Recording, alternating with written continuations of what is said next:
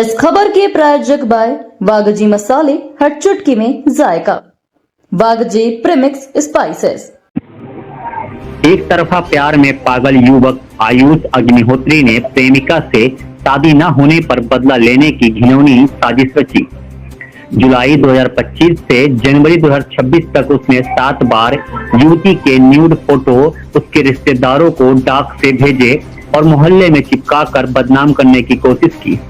आरोपी उज्जैन, देवास, खातेगांव, आष्ठा और धार के डाकघरों से मास्क टोपी पहनकर पत्र भेजता था।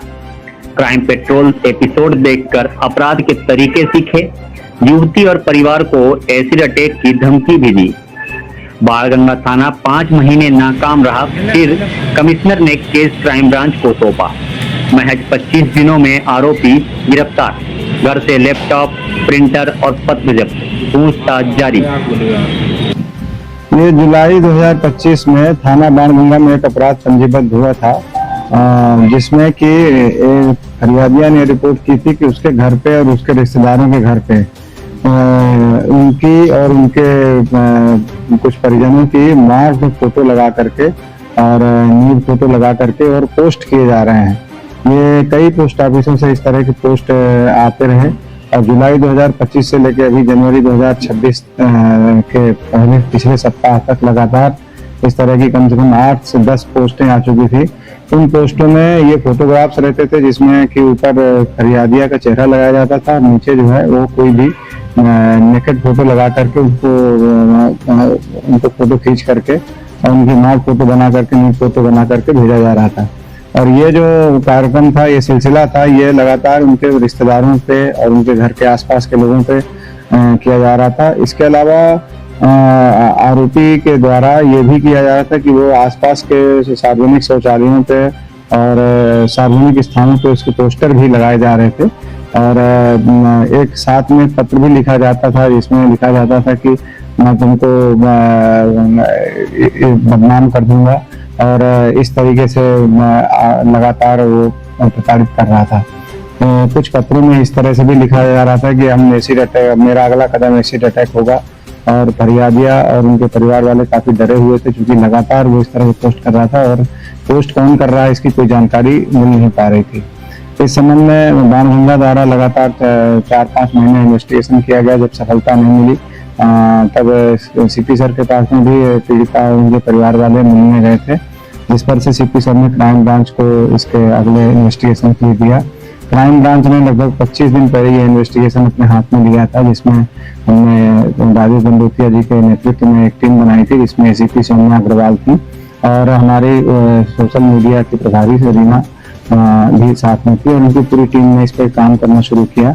हम लोगों ने, चूंकि इसमें सबसे ये चैलेंजिंग इसलिए था क्योंकि इसमें आरोपी द्वारा कोई मोबाइल फोन का इस्तेमाल नहीं किया जा रहा था, किसी भी तरीके की कोई क्लू नहीं छोड़ा जा रहा था और पोस्ट ऑफिसों में भी जहाँ भी वो जाता था उन सबके वहाँ पे जा करके आसपास जब पता किया तो पता चला कि उसका मुंह बंद है और कहीं हेलमेट लगा करके और कहीं वो अपना जो है मास्क लगा करके वो इस तरह की फोटो और ये सब चीजें पोस्ट कर रहा था। इसलिए इसकी जानकारी निकालना काफी कठिन था पर हमारी 8-10 की टीम लगातार इसमें लगी रही। कमिश्नर सर द्वारा भी लगातार इसमें निर्देशन किया गया कि इसको हर तरीके से किसी भी तरीके से निकालना है। इस पर से जब हमारी टीम लगी थी तो लगातार सर्वेलेंस के दौरान 2 दिन पहले ऑब्जर्वेशन आया कि एक लड़का है जो इसी तरह से मंगला कर चल रहा है और घर के आसपास संदेहास्पद रूप से घूम रहा है।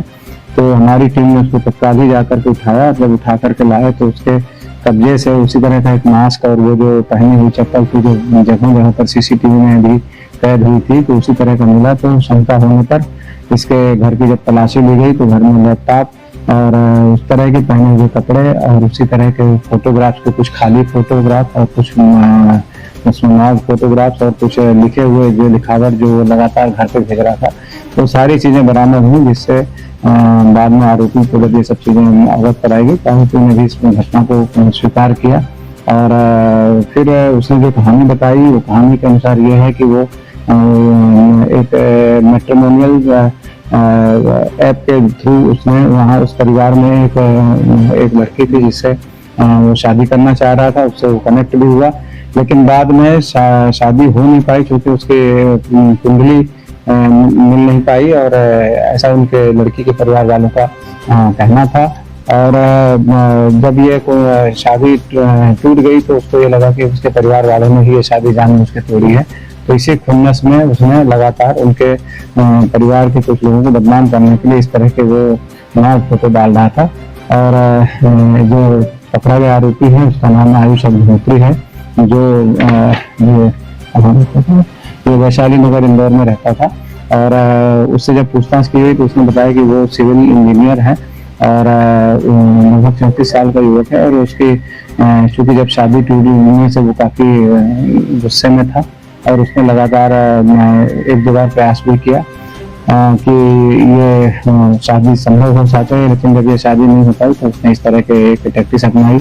उससे पूछताछ की गई कि इस तरह की वो जो क्रियाकलाप है उसने कैसे इसको सीखा, तो उसका यही कहना था कि क्राइम पेट्रोल जो सीरियल आता है उसको देख करके उसने सारे एहतियात बरते और कहीं भी वो सीसीटीवी कैमरे में आना पड़े तो इसके लिए हमेशा हर जगह मास्क लगा रहा था, हेलमेट लगा रहा था और अलग अलग तरह से वो अपने चेहरे को ढकने की कोशिश किया। और कहीं भी आना जाना करता था तो अपने साथ में वो कहीं भी मतलब एक साधन से न जाकर 2-3 साधनों का उपयोग करने की कोशिश कर रहा था। लेकिन इन सब चीज़ों के बावजूद भी क्राइम ब्रांच की टीम कड़ी मशक्कत के बाद इसको ढूंढ करके लाई है। और इसमें हमारी टीम राजेश बंदूकिया के नेतृत्व में लगातार लगी रही और फिर ये सफलता मिली। आरोपी को हिरासत में लिया गया है, उससे पूछताछ की जा रही है, उससे और जानकारी ली जा रही है कि उसका बैकग्राउंड क्या है और वो किस तरीके से उसने इस अपराध को अंजाम देने के लिए सोचा। और उसमें जो एसिड अटैक वाली बात थी उसके संबंध में भी तस्दीक की जाएगी, तो उसके संबंध में पुलिस रिमांड लिया जाकर के उससे पूछताछ की जा रही है।